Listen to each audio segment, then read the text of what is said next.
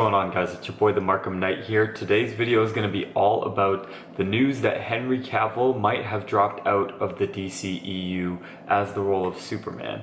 Now, this is really big news because he's kind of what the whole franchise started with, the whole DC Extended Universe thing. The whole universe got started with Man of Steel.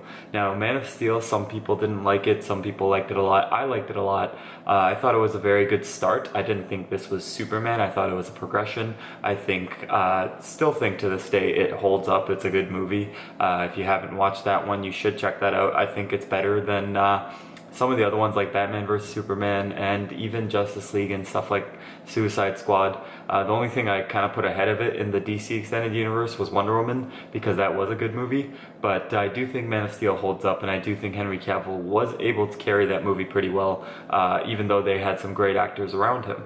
Now, first I want to kind of get into the idea of what Henry Cavill is doing. News came out that he was going to play the title character in the Witcher Netflix show.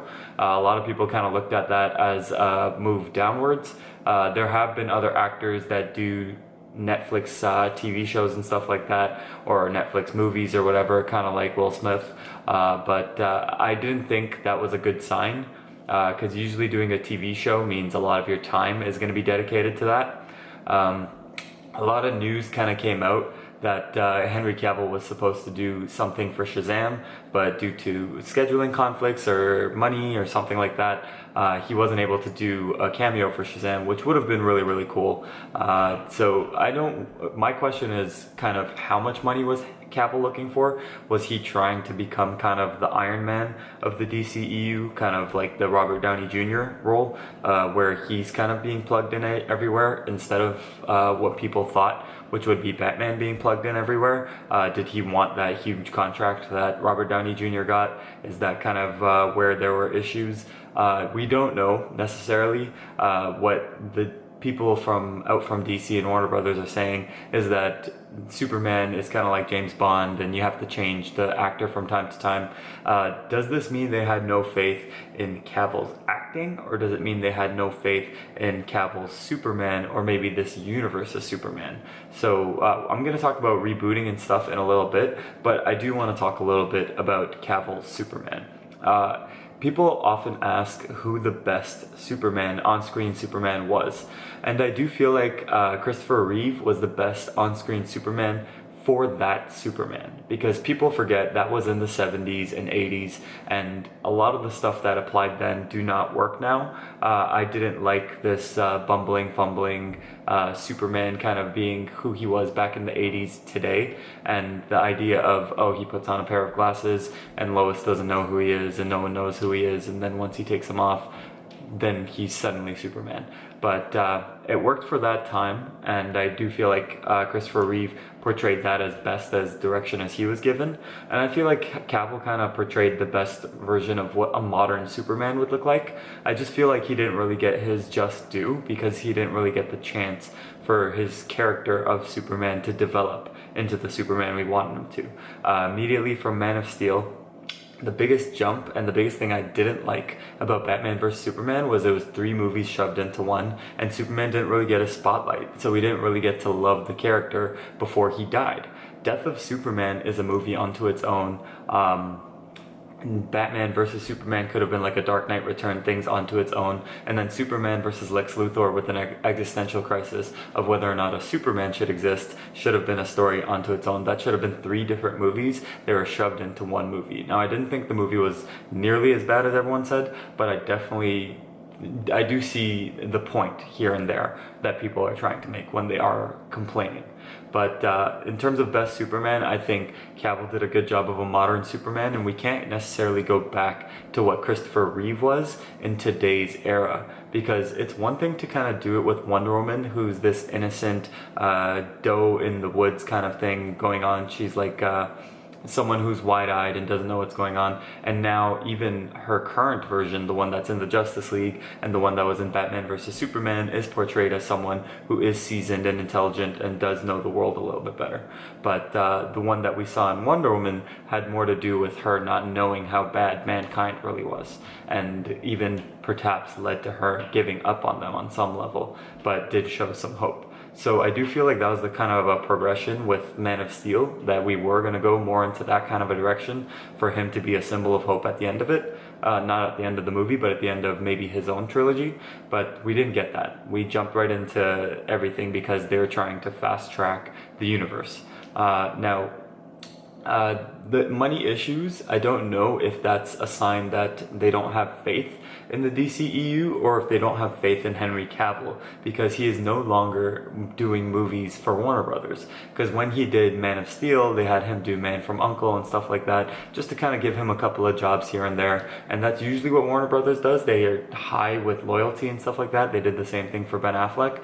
But I do question whether or not they've given up on Henry Cavill, feeling like maybe he doesn't have the acting chops, given up on the character, feeling like his Superman isn't portrayed well in this universe, or just given up on the DCEU entirely, and whether or not that means a reboot. Because we're hearing a lot about Ben Affleck not being in there anymore, we're hearing about now Cavill not being in there. That's two of the three in the Trinity. The Holy Trinity is Batman, Superman, Wonder Woman. And if you have two of the three now not going to be in there, and Wonder Woman's the only one that's really well received, what does that mean for Aquaman? What does it mean for Flash? What does it mean for Cyborg? I mean, the Aquaman movie's coming out in December. Shazam's coming out in April. Wonder Woman 2's already been made, but it is in the past. So that kind of doesn't have anything necessarily to do with the reboot. They wouldn't have to necessarily reboot that one because it's set, I think, in the 80s. So I think it's 84. So you wouldn't necessarily have to affect any of that.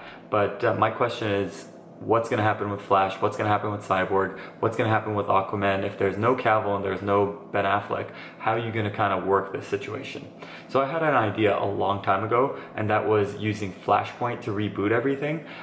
Just like they did with the New 52, they made some changes here and there. They didn't necessarily have to do everything all over again, but they did make whatever changes they wanted to make. So I thought a really cool way to get it done would have been, Henry Cavill still has one movie left on his contract.